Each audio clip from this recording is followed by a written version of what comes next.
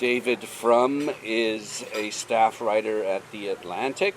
He has written or co-written 9 previous books, 3 of them New York Times bestsellers. In 2001 and 2, he served as speechwriter and special assistant to President George W. Bush.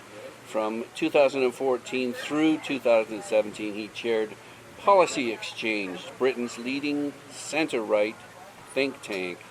He and his wife, Danielle Crittenden Frum, live in Washington, D.C. and Wellington, Ontario. They have 3 children.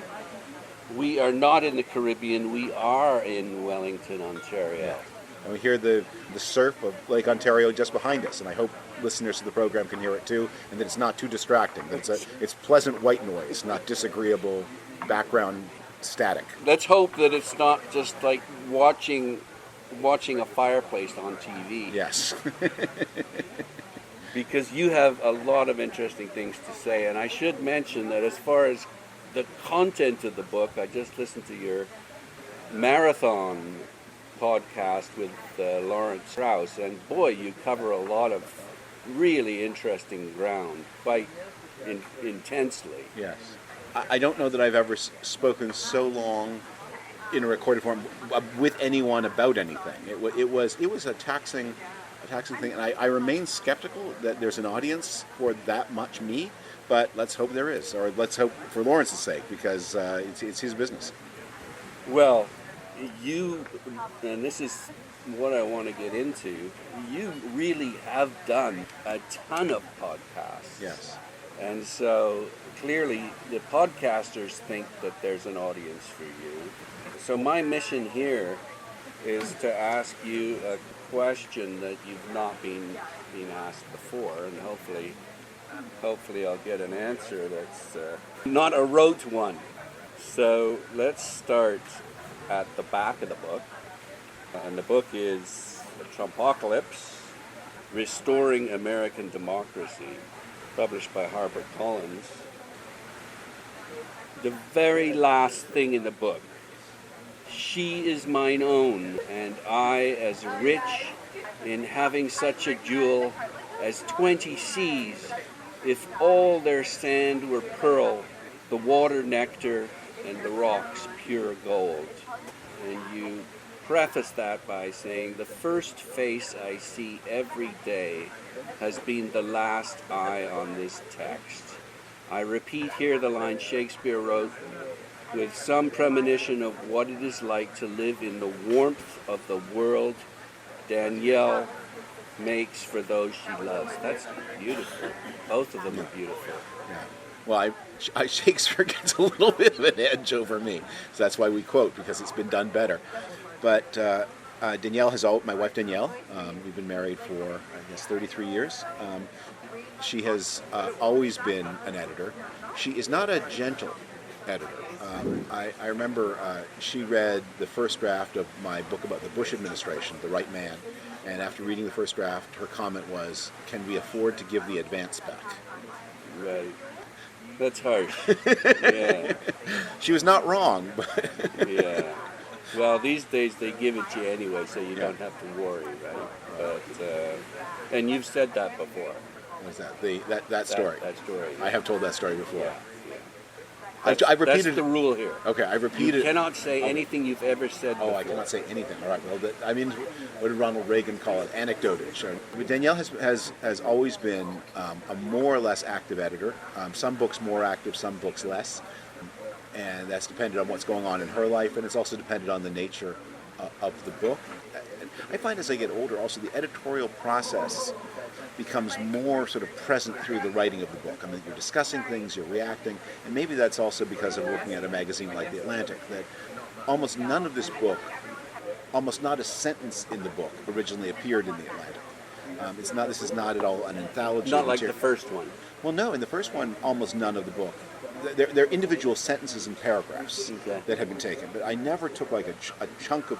There's no point where there's a chunk of text that's more than about 300 words long that appears in the same form as it appeared in The Atlantic. Partly because books are different, times are different, but the ideas and the process and the working things out, that's very interactive when you're doing such a live story as the Trump administration, and trying to keep up with it in something like proper time. In Act 5, Scene 1 of Hamlet, Hamlet says that he loved Ophelia so much that he'd eat a crocodile for her. Yes. So my question is, and I hope this hasn't been asked before, is would you eat a crocodile for Danielle? We once visited an alligator farm together with our young kids in Florida, where alligator meat was an option. I did not order it. But I'll tell you this, you could actually put that the other way around, because one of the characteristics of Danielle, for better or for worse, is she will not refuse a dare. I will. I think just because you dare, I'm not going to do something stupid just because you preface it with the words "I dare you." But we have long since, if you say to Danielle, "I dare you," she will do it. So yes, she would eat crocodile. But of course, by Act 5, Scene 1, Hamlet has killed Ophelia. She killed herself, but yeah, he drove her to it. he did drive her to So it. I think one of the things, Danielle who does a podcast, has recorded a podcast with a writer named Daphne Merkin. And Daphne Merkin has recently published a very interesting novel about obsessive love. People who are driven love to the point of self-harm, harming others. And you think, what on earth is the point of that? You don't have a choice, though. Well, I have this theory, and this is a point I've not made in public before. I've made it in advice to friends. People talk about relationships as good or bad. And when we use the phrase a good relationship, we tend to use the word good to mean satisfying, pleasing, joyful, i.e. good for the two people inside it. But relationships, in my view, have a moral component, and a good relationship it's not enough that it make happy the two people inside it. It really isn't. And this is very much true of Danielle. The goodness has to be a moral good. It has to spread itself to others. And the test is, what's the impact on the children? What's the impact on the neighbors? What's the impact on the community?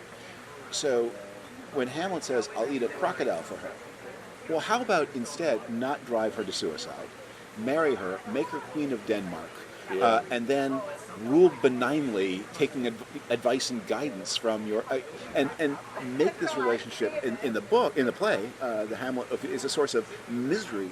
Hamlet murders Ophelia's father. He ends up fighting Ophelia's brother, and they both die.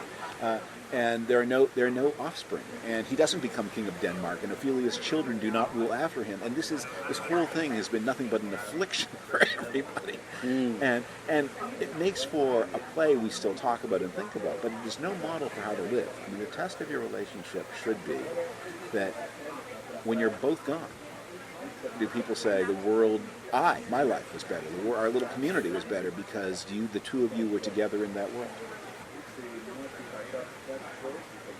So Trump wouldn't eat a crocodile for anyone. No, he's a very picky eater, isn't he? He's got a very sophisticated palate.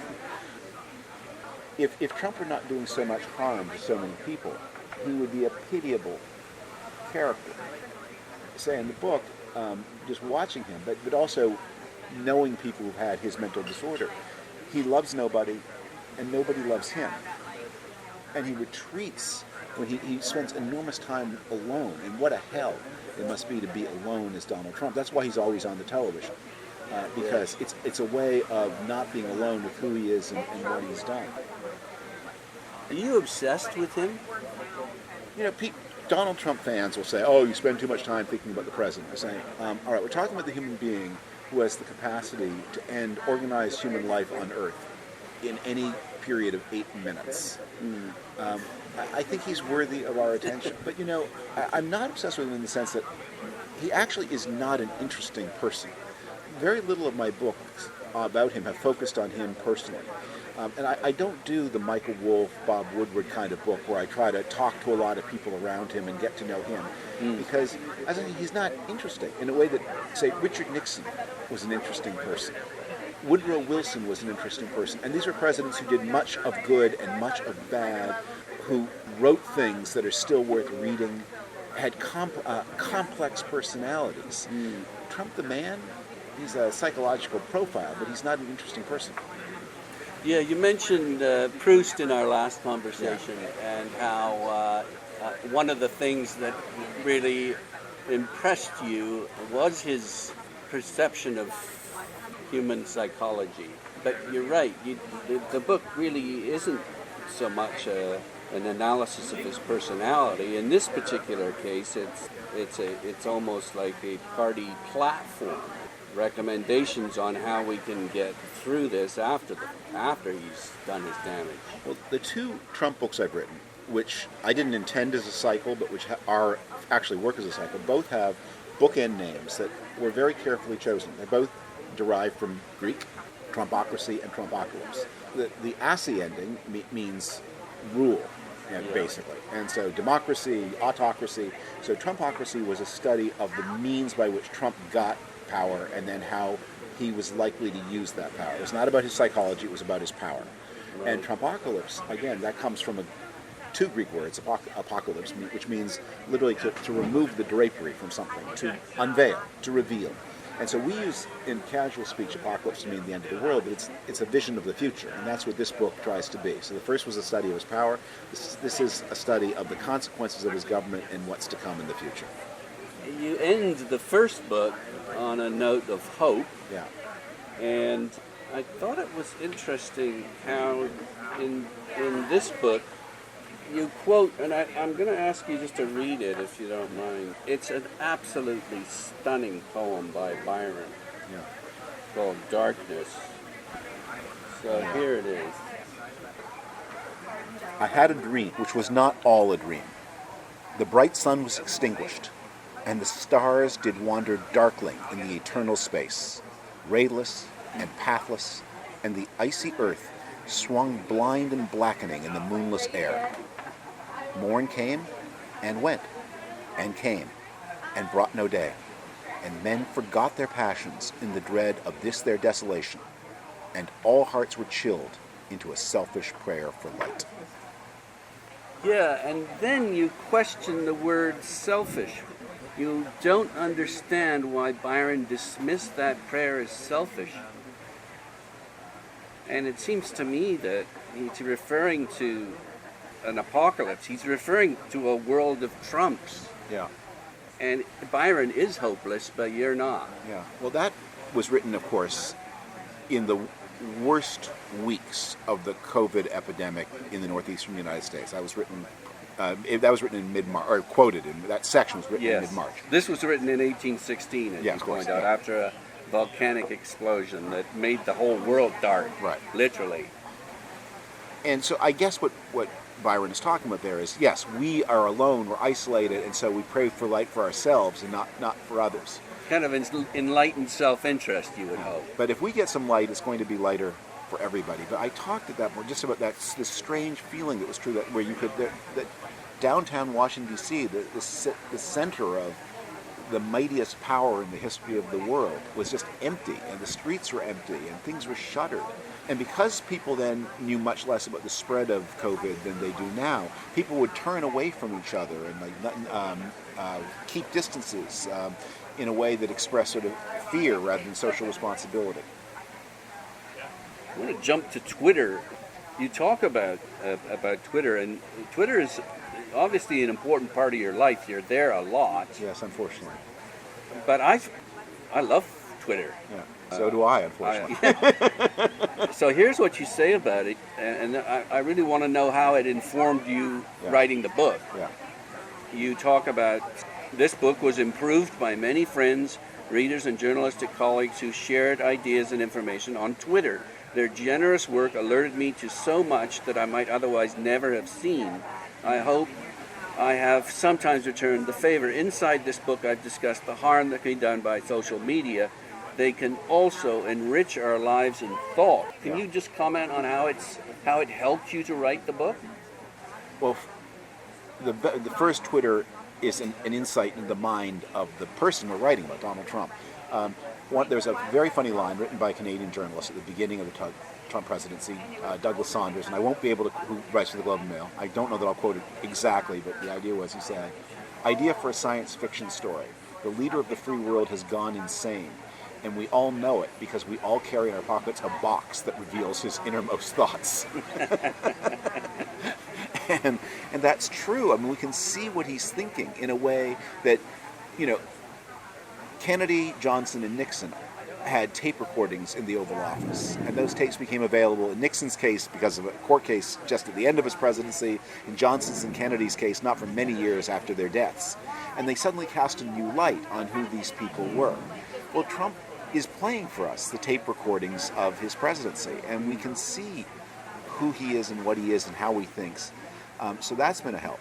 What's also been a help is, so journalists advertise their work on Twitter, and you can't read every periodical in the English-speaking world, obviously, but what you can do is cast your eye down a page of Twitter and notice something, and then clip articles. And so a lot of my filing system people will say about Trumpocracy and how do you remember all this stuff? So well, the answer is I see it tweeted, and I drag, and then I've got a folder in my email of Twitter news, then broken down by subjects, and I just drag the tweets into these folders arranged by topic. Yeah. And then when I need to address that topic, I go through it, and there will be 200 things that have been written over the past 4 years that then lead you. Now, one of my rules is a newspaper article alone is never an authoritative source of anything. Okay? I know how many mistakes I make, and I assume my colleagues make approximately as many, maybe better, maybe worse, I don't know. But you can never treat something you see, even in the New York Times, or the Washington Post, or the Atlantic, as the last word. But it can direct you to where you need to go. So the New York Times or the Washington Post will have a story about something the Centers for Disease Control said, and then that reminds you, I better go get that report. You pull the report, and then you can check it for yourself. What I also find is it's a way of meeting leading sources. So what will happen is there will be,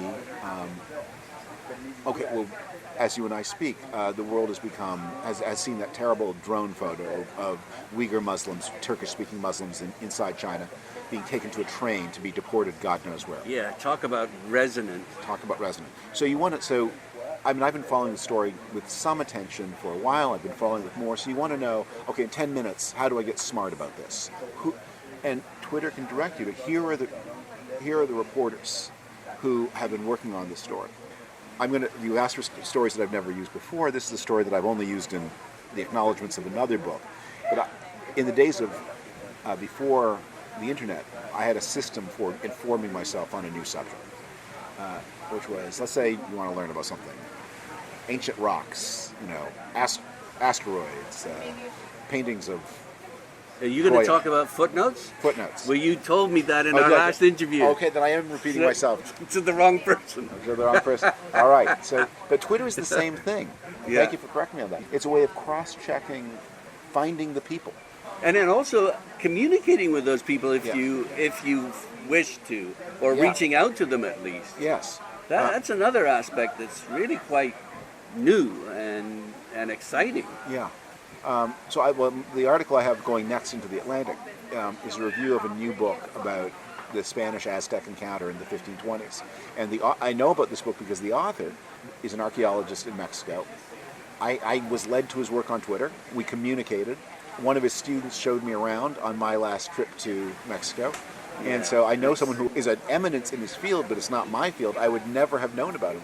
I like to talk about to my daughters and to anyone who'll listen, the importance of when you're traveling, just reaching out, talking to people. Yeah. Because your experience is so much richer when you meet interesting people and share things with them.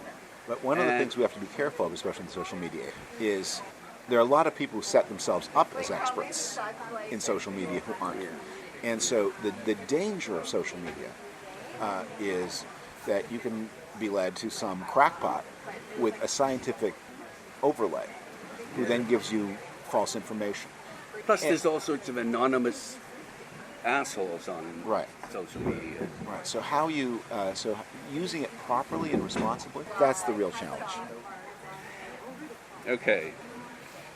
Now, throughout the book, I put a little VG because I really do think that you capture really beautifully some very sort of complicated political issues, complex issues, and you summarize them in an admirable way. So here's a VG. want things to return to normal, back to a world in which we have not wasted time rebutting demented conspiracy theories and fact-checking farcical lies every day. We want a government that operates competently and honestly, headed by a president who behaves with dignity and integrity. If we were at risk of underappreciating the quiet grace of decency, Trump has cured us of that. But after we evict the squatter, we must repair the house he trashed. So this is a home repair manual? A little bit. But I'm trying to, in the world of people who criticize the Trump presidency, there may be two broad currents. There are those who are radical and those who are nostalgic. And the nostalgics say, what I'm sort of endorsing and criticizing here at the same time is could it just turn back the clock? This is a terrible aberration in American history, and we just need to get back to the main path. And that's something that Joe Biden says again and again in his campaign. He may even sincerely believe it. He may not. Politicians don't always say what they most sincerely believe. The radical critique is that Trump is not a totally new thing. He intensifies things that were already there, but he confronts us some truths that we need to see. And look, one of the things I discover in older age is when you're confronted with contradictory remarks, you end up like the rabbi in that joke about the quarreling business partners. You're right, we can't both be right, that's right too. Both of them are true. And so that's what this book is about. Both about you needing to get back to some of the main paths, but also understanding that the radical criticisms of Trump, there's a lot of truth to that. And he came from somewhere. He didn't come out of nowhere. Sure. I think it's a fluke that he won the presidency. Right. But it's not a fluke that he won the Republican nomination. Yeah, he wiped them all out, didn't he? That showed something deep and real. Then you're one of the two most likely people to be the next president of the United States, and then flukes can happen, but you don't fluke your way into a party nomination, and then to win. So one of the things that you're criticized for is that the book ignores the fact that there is a lot of bad in the world. I'm talking about Noam Chomsky's, quote, adolescent view, and that your book adopts a more, quote, childish view that the U.S. is the good guy, that it's exceptional, that it's devoted to doing good in the world. And some have argued that the seeds for Trump were planted during the Bush era with their losing moral authority by attacking Iraq and ignoring science. So there is no reckoning with the past in your book, and you're doing a readers a disservice by that. Okay, well, there's so many things you say there that this may take me a bit of time to unpack, so I'll do it in pieces so that I don't just monologue. First, I think that phrase about childish and adolescent views, that's actually my language. I know it is. and what I was referring to there was, and I think this came from, we talked about this with Lawrence Krauss. No, I heard that before. Actually, I had a discussion with a couple of friends, and they feel the same way that Strauss does. Okay, so here's the language I was using there. So, the childish view is that George Washington was a man who could not tell a lie. And when he cut down his father's cherry tree, he confessed the crime when confronted. The adolescent view is, because adolescents are very clever but very smart alecky, that story's all made up. There was no cherry tree. He never cut it down. Washington did tell lies sometimes. He also owned slaves. You're cynical. Yeah, he also owned slaves. He also bought and sold slaves.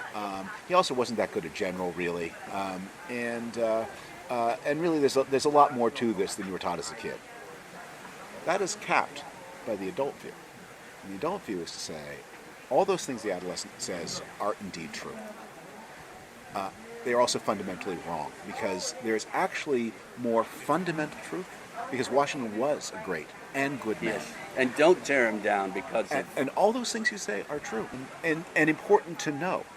But not if they blind you to the deeper truth, which is hidden in the childish version of you. Which is your book. So that's my view of American history. So, by the way, I want to say about this phrase American exceptionalism.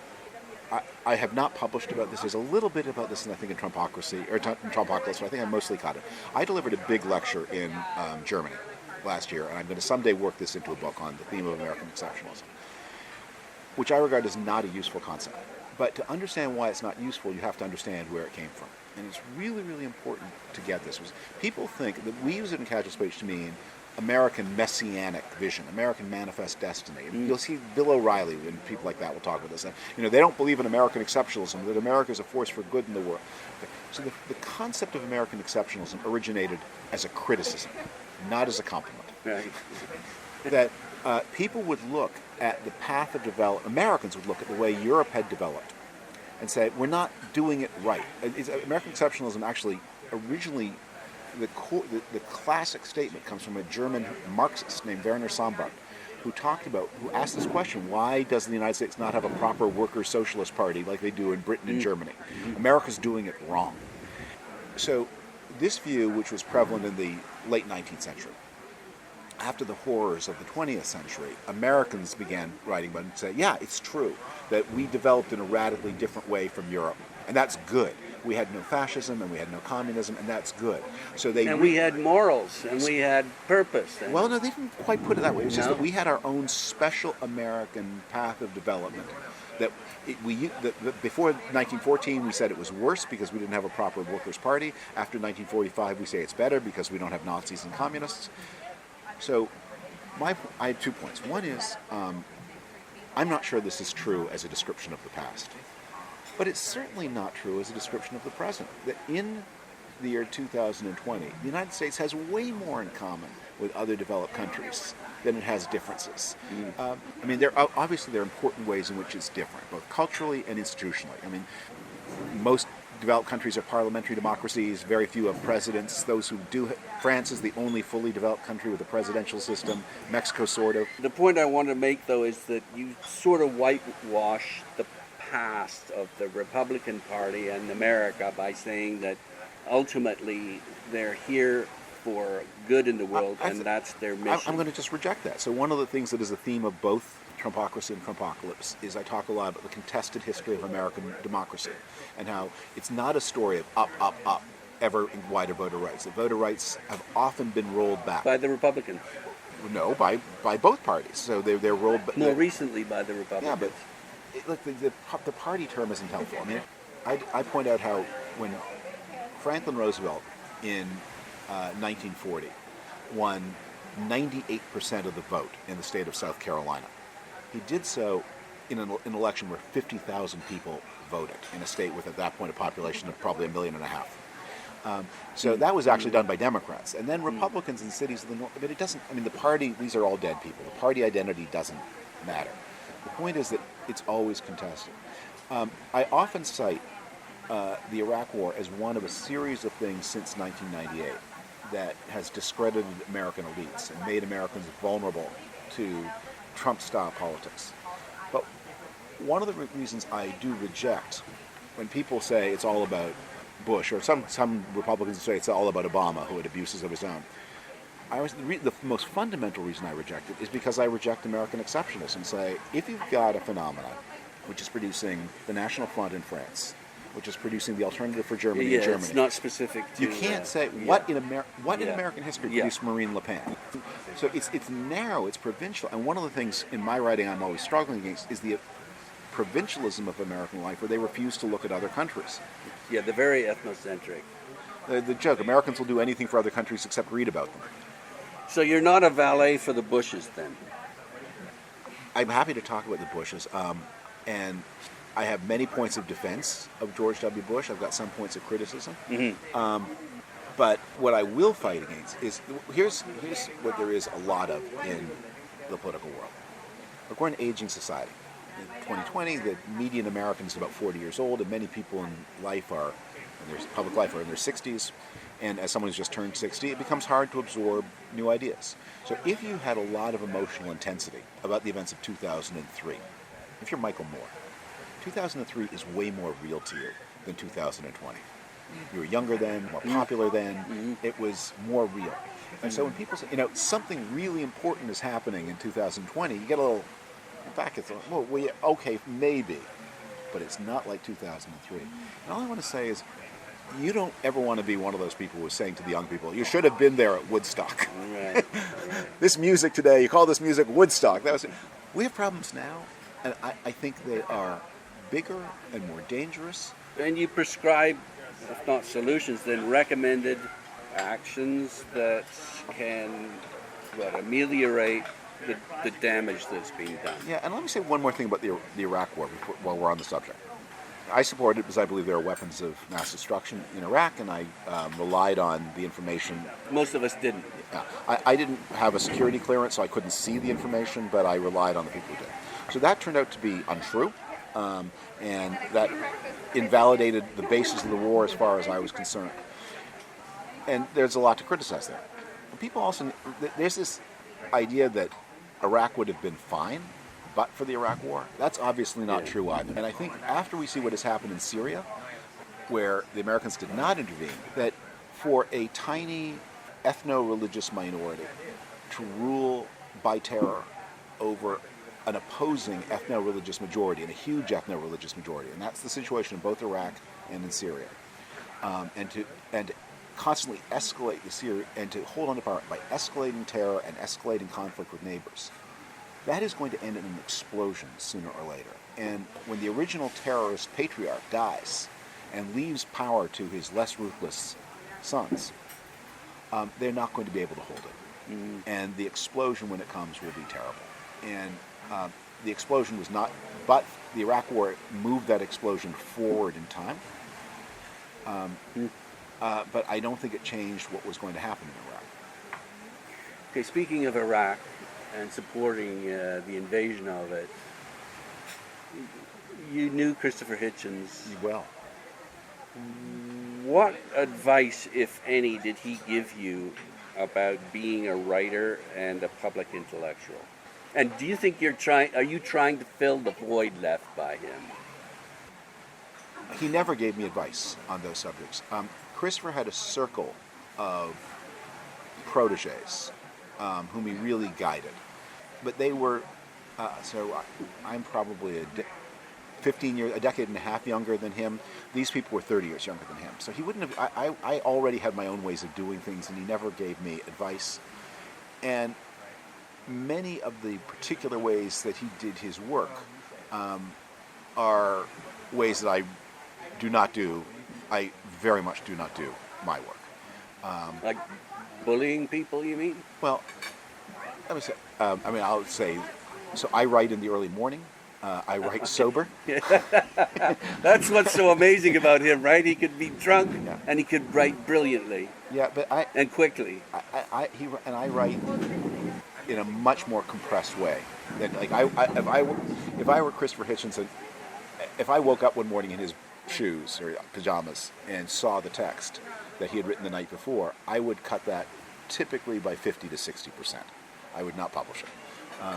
So we have a different approach, and he wrote in a very round way, and I write in a very compressed way. As a public intellectual, he loved to debate. He was an Oxonian, came from that tradition. He loved the clash of opposing ideas. I do that sometimes. I don't think it's sometimes fun, but I mostly find it not useful. That I'm a huge believer in public discussion rather than debate. If I had an hour and a half on a stage in front of an audience opposite somebody, I would much rather talk with someone whose views were at an angle to mine rather than directly opposed, and then mutually elucidate and have a conversation where instead of, like, Christopher would love it if at the end of an hour and a half he was standing trampling over the bruised carcass of his defeated opponent. And I am happiest when I come off the stage and both people say, I never thought of it that way before. Because good discussion does not have winners and losers. Good discussion only has winners, I should say. This is fascinating because it gets to the question of how an interviewer should proceed. And I've had this debate with John Sawatsky, who is a guru, he's Canadian, he's Yeah. an interviewing guru. And I think a certain amount of combativeness, confrontation, produces an interesting conversation. He's more of the belief that it's the sun getting what you want rather than the wind. Yes. Well, let me. I years ago did an interview on a BBC program. I did it twice, called Hard Talk, and Hard Talk was famous for its super confrontational questions. And I remember sitting on the stage, sitting on the chair with the person, and thinking as I got the first question, no one who's sitting or should be sitting in this chair can't hit that pitch. Right. It's too easy. It's too easy. In fact, the more confrontational the question, the easier. It's like, as I think, it's like, I'm not a baseball fan, so maybe I'm mangling your metaphor, but it's like throwing at a skilled hitter a fastball straight over the plate. The pitcher is providing much of the force that the batter will ultimately use to hit the ball. You're making life easier for the batter. Look, sometimes my late mother was a great interviewer.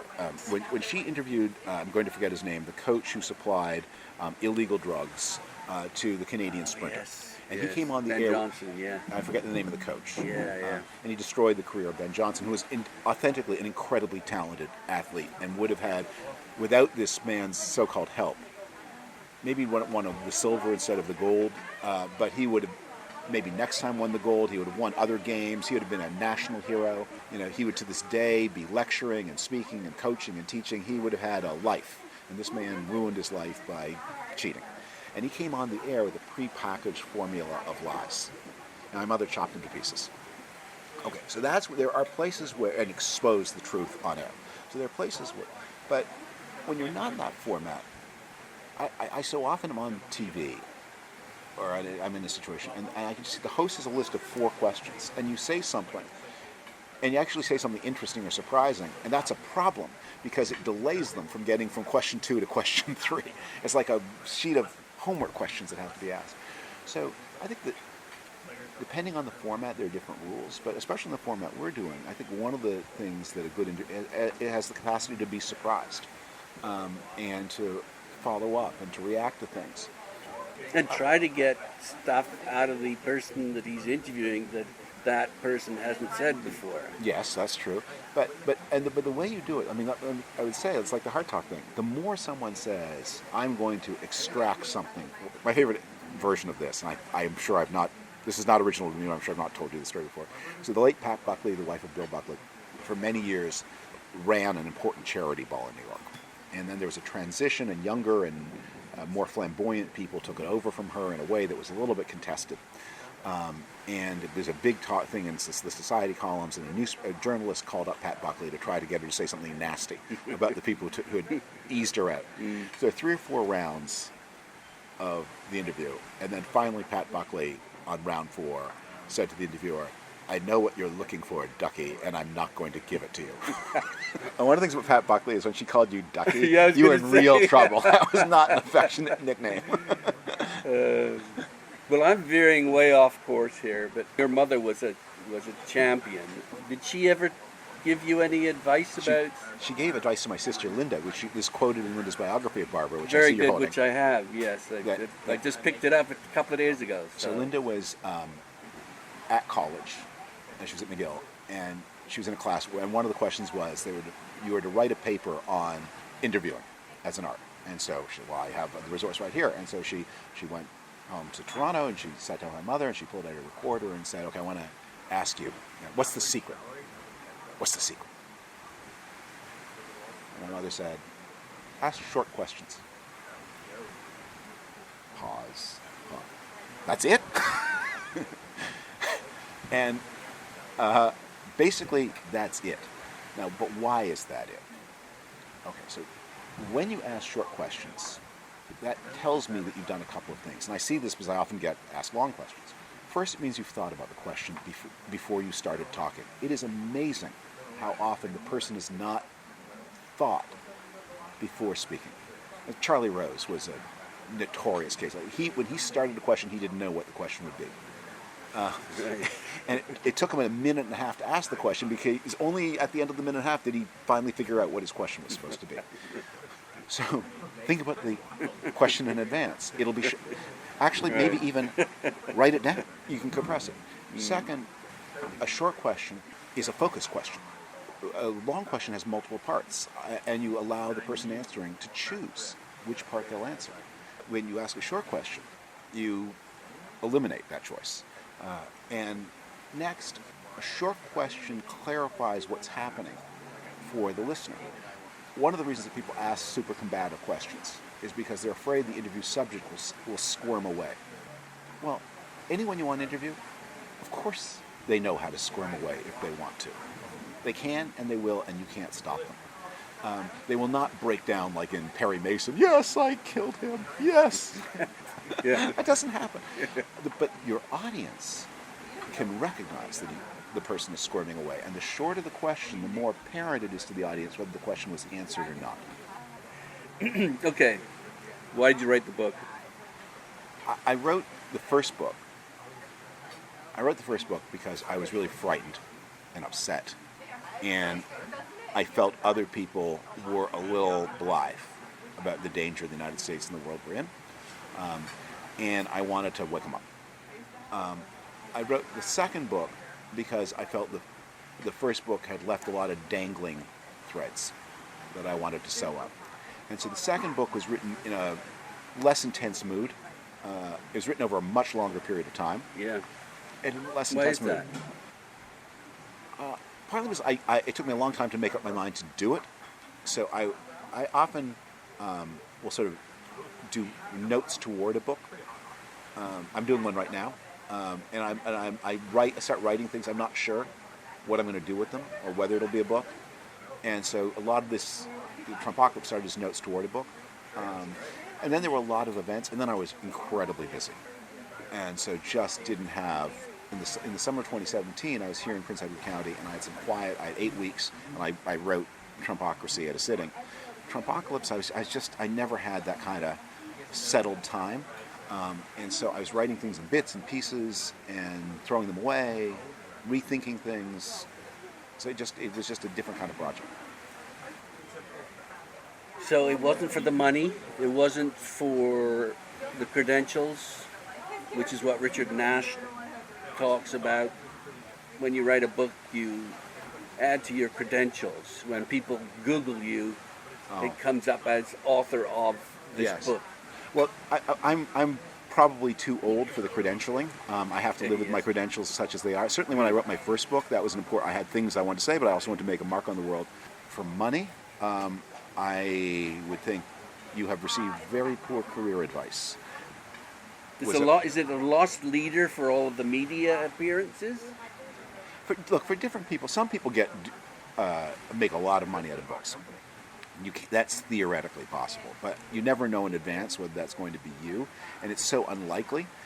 And frankly, there was a time when the economy worked like this. You wrote books, that got you on TV, and getting on TV got you speaking engagements, and people could make a living that way. Yeah. The fact is, the people on TV don't read the book anyway, and you can get on TV with a tweet. And look, a lot of modern books aren't really books anyway; they are tweets. Now, I write a book to bring order to my thoughts and to help other people bring order to their thoughts.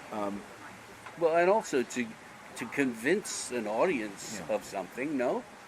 Well, I mean, I have to accept that books are not the central place, don't have the central place in culture that they used to do. And fiction lost first, nonfiction is losing later. And, that a lot of the political discussion has moved to TV and social media, and that's just the way it is. But for me, this is how I bring order to my thoughts, and then if people want to hear from me, I hope I can inspire people to want to think more and deeper about things. I mean, the project I'm working on now, and it may be a book, is a project about this whole question of knocking statues over. So, if I could right now write a couple of eye-catching tweets that would take an extreme view one way or the other and get me on TV and then get me into all kinds of debates, and then I could lecture about it. But I actually find the problem is complicated. I think it would be the service I can do. Other people can do other things. Is I can inspire people to think more deeply and seriously about it, and to realize some of the complexity and tragedy of human beings and their places in history. So that's what you want to do. That's what I want to do. This is what motivates you in your life. I want to make to make people, get people to think more deeply and seriously about important issues that affect their lives. Yeah. One of the questions I often I confront friends of mine who are in the writing process is to say, why is this a book? Why is this a book? Why isn't this an op-ed? Why isn't this a tweet? What's all that? Because the core ideas can be summed up. So why are you taking extra space? Why are you making an extra request of other people's time? And the answer is, well, either because there's more, in a history book, there's more information that you need, or else because, these are deeper subjects. The first reaction doesn't contain enough of the truth, and you need to think more. And so I'm going to take the time to make you think and rethink and see more fully and think more deeply about something that maybe you have an instinctive moral reaction to it, but you need more.